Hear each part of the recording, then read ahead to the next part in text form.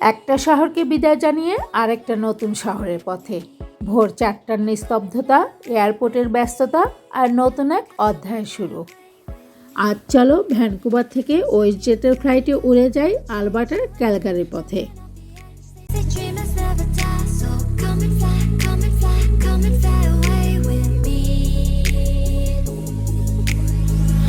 আসসালামু আলাইকুম, স্বাগতম বিথিস ট্রাভেলে। কানাডা জার্নির 4র্থ পর্বে তোমাদের সবাইকে স্বাগতম।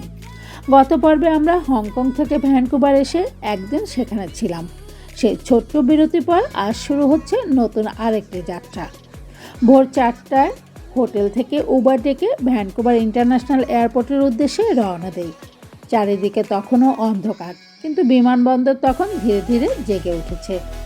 এয়ারপোর্টে পৌঁছে luggage check in, security, boarding সব আনুষ্ঠানিকতা শেষ করে আমরা চলে যাই গেট বা জোন 16-এ। সেখানে অপেক্ষার প্রতিটি মুহূর্ত যেন নতুন শহরে পৌঁছানোর উত্তেজনায় ভরা।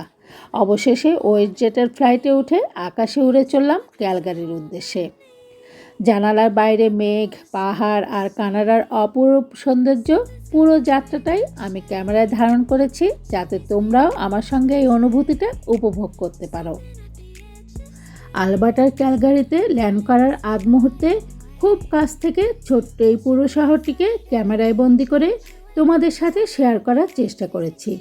1.5 ঘন্টা বা 1 ঘন্টা 30 মিনিট যাত্রা শেষে ভ্যানকুভার থেকে ওয়েস্টজেট ফ্লাইটটি মাত্র 174 জন প্যাসেঞ্জার নিয়ে ক্যালগারি এয়ারপোর্টে ল্যান্ড করে। এয়ারপোর্টে পৌঁছানোর সাথে সাথেই ঠান্ডাটা খুব বেশি অনুভব হচ্ছিল। ল্যান্ড করার সম্পূর্ণ দৃশ্যই আমি তোমাদের সাথে শেয়ার করছি।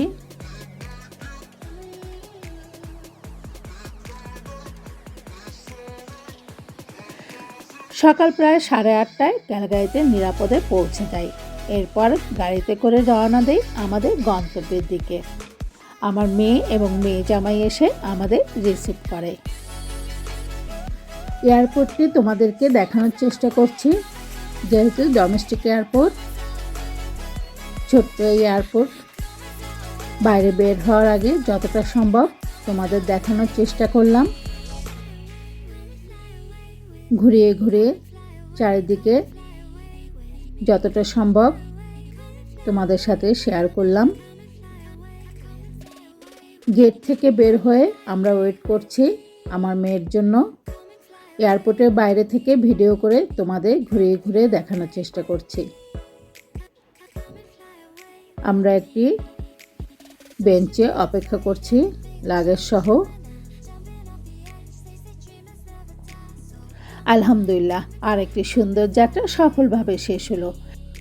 প্রতিটি নতুন শহর শুধু নতুন রাস্তা নয়, নতুন অভিজ্ঞতা আর নতুন শিক্ষা নিয়ে আসে।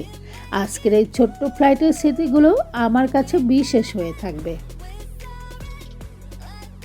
উপরে নীল আকাশ, কড়া রোদ, অথচ হিমশীতল ঠান্ডা আবহাওয়া। সত্যি দারুণ এক অনুভূতি।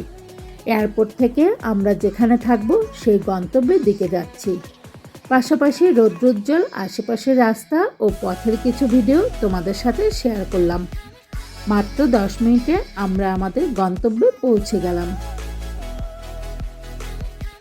এয়ারপোর্ট থেকে 10 মিনিটেই আমরা যেখানে থাকবো আমাদের সেই বাসায় চলে আসলাম।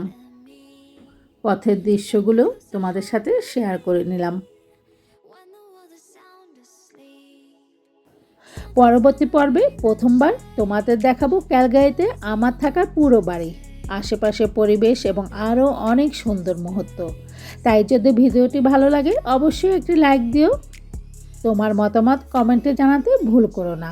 আর বিথিস ট্রাভেলে নতুন হয়ে থাকলে অবশ্যই সাবস্ক্রাইব করে পাশে থাকো, কারণ সামনে অপেক্ষা করছে আরও অনেক real travel experiences, honest stories এবং বিউটিফুল মেমোরিজ। দেখা হবে পরবর্তী পর্বে। সেই পর্যন্ত সবাই ভালো থেকো।